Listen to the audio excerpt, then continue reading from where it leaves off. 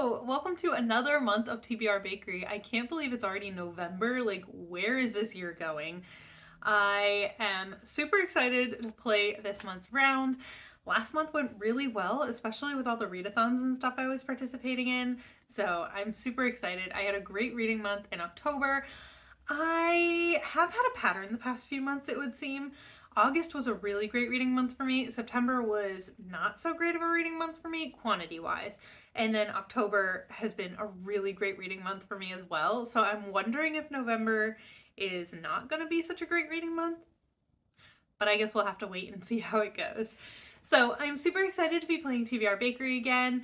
Let's just go over last month first. My end spot was to take a punishment if I didn't finish the books from my October TBR.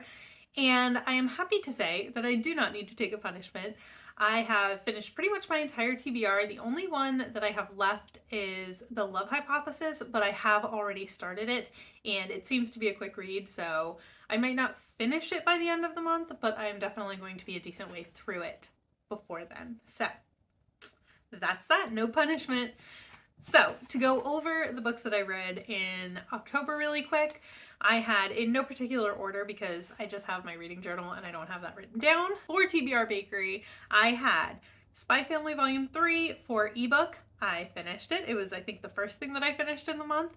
I had Yeast of Eden by Sarah Fox for author Sarah. I did read that. I had Alana 2, which is In the Hand of the Goddess, for a 5-star prediction, and I read it. I had Payback in a Bottle of Merlot for a low rating, and I DNF'd that one. I had Murder at the Taffy Shop by Maddie Day for a 4+ word title, and I did read that one. And I had The Love Hypothesis for a free pick, and as I said, I have started it. I haven't quite finished it, but good enough for me. So that was it for my October TBR. I did great in October. I was so excited. But let's see what November has in store. I am very eager to get on to the next month.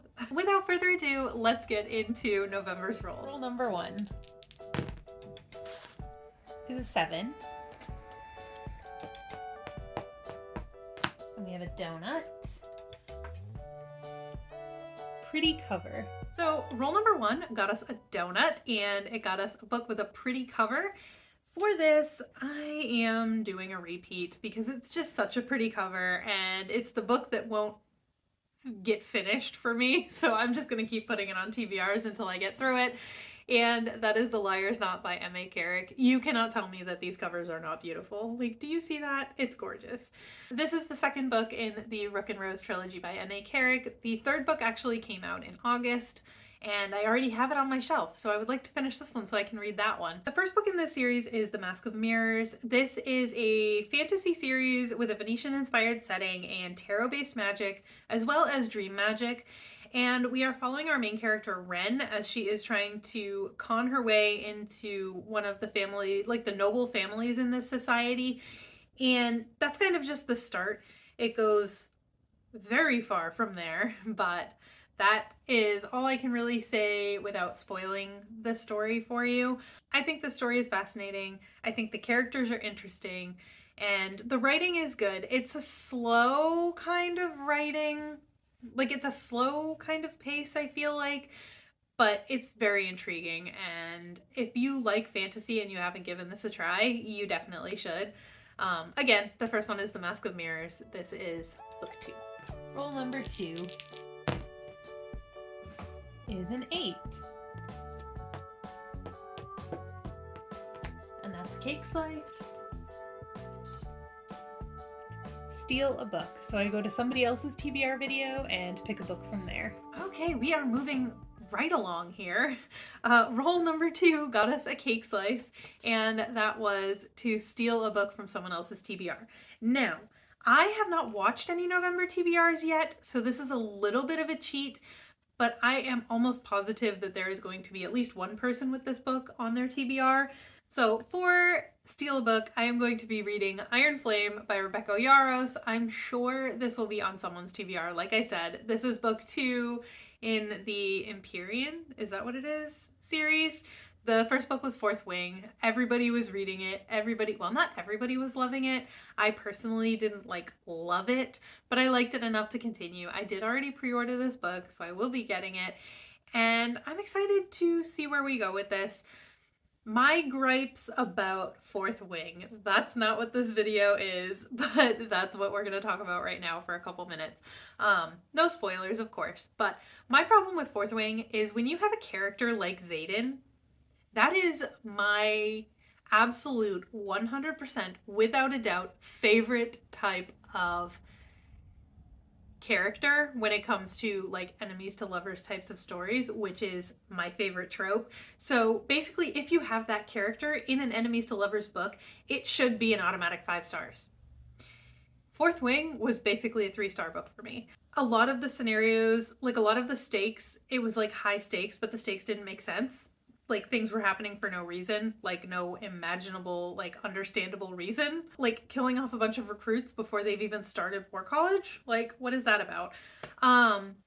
That's just like that happens at the beginning of the book, so that's not a spoiler. If you've read the first like 20 pages of the book, you know what I'm talking about.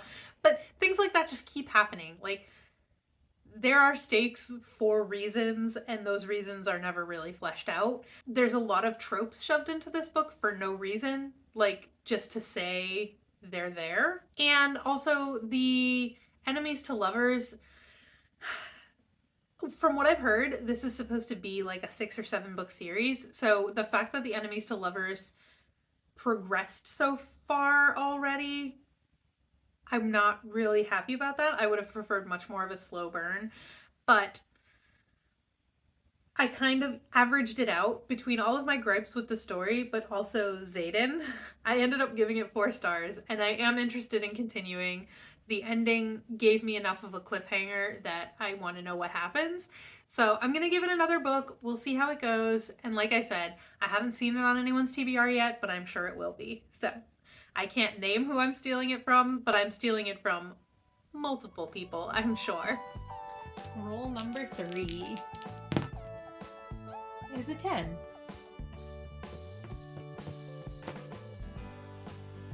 And our end spot is a free pick. And in what might be my quickest round of TBR Bakery yet, we made it to the end spot on roll 3, and I got a free pick. So for this, I am basically just going to try to get my husband off my back, and I'm going to try to read Malice. So a few months back, I started it. I got to page 91, and I didn't finish it before the end of the month, and it just kind of got put to the side for the next month's books. We were supposed to be reading this together. He has since finished the main quartet, and he I think is on book 2 of like the second series that takes place in this world, if not book 3. And so every time he sees me reading any book, he's just like, hey, did you finish Malice yet? It's basically a running joke in our house now. So I'm going to read Malice again and see if I can't get this done in November so that he'll stop making jokes about it at my expense. This is basically a military fantasy in a Viking-inspired setting, and that's all I really know about it. It's multi-perspective. There's that. And apparently it's really good because my husband read them back to back to back to back to back. So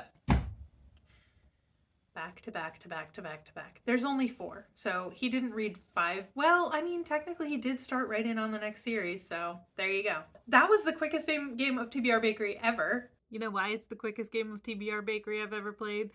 Because I usually play with 1 die, and for some reason this month I played with 2, and I didn't even realize it until right now while I'm editing this video. Apparently I was subconsciously trying to give myself a break. 3 prompts, 3 books. So maybe November will be the month that I actually finish off some of the other books that I've started and haven't finished, just because the month got away from me. But we'll see. And if we are being absolutely honest, I actually played 3 rounds of this game, and both of the other times, one of them I got 1 book, and one of them I got 1 book, and then the end spot prompt was to remove a book, so I got 0 books. So this was actually my 3rd try getting books, and the most books I got in any of those 3 rounds was 3 books. So I went with that because I figured it would be more interesting to see me talk about 3 books than it would to talk about 1 or none. So I hope you don't mind. I cheated a little bit to get a few books on my TBR to make a video for you guys. But yeah, so I just wanted to come clean with you guys about that. Those of you who have stuck around to the end of the video, I hope you don't mind. I just wanted to get more than 1 book on my TBR. So that is it for this month. Hopefully, well, here's the thing. It's only 3 books, but they're 3 very chunky books. So it still adds up. Like the page count is still going to be up there because these are both 600-page books and I'm not like super far in either of them. So right there is probably at least like 1,000 pages. And then I'm not sure how big Iron Flame is, but Fourth Wing was like 500 pages, right? So it's still going to be like a 1,500-page month if I just read the 3 books that are on my TBR. So that'll do it for this round of TBR Bakery. I hope you enjoyed it. Let me know what you're planning on reading in the month of November, and let me know if you have read either of these books or if you plan on reading Iron Flame.